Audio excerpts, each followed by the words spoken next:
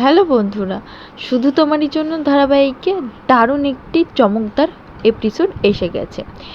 এই নতুন প্রোমোতে আমরা দেখতে পেয়েছি যে তিতলিকে শিক্ষা দিতে গিয়ে রাহুল এবং রাহি নিজেদের বাচ্চা নিল।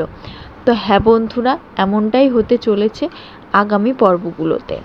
তিতলির একের পর এক ষড়যন্ত্র যখন রাহুল আর রাহি সম্পর্কের ভাঙন ধরানোর চেষ্টা করছিল, তেমন অন্যদিকে তাদের ভাগ্য যেন এক সুখবর এনে দেয়।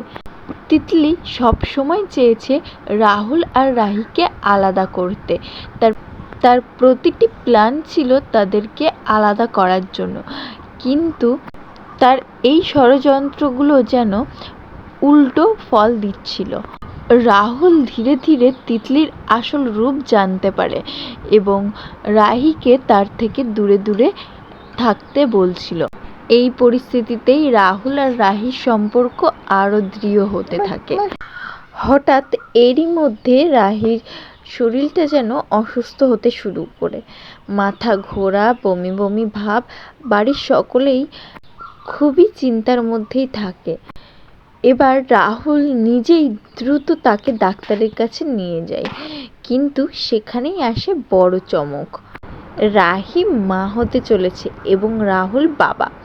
কিন্তু প্রথমে অবাক হলেও রাহুল খুব দ্রুতই এটিকে স্বীকার করতে শুরু করে। তার চোখে এখন অন্য স্বপ্ন, নিজেদের সন্তানকে নিয়ে একটা অন্য ভবিষ্যৎ।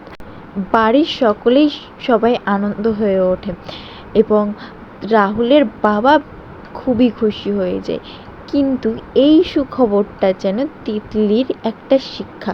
তো হ্যাঁ বন্ধুরা, তোমরাও এমনটাই চাও তো? কমেন্টে জানাতে ভুলিও না।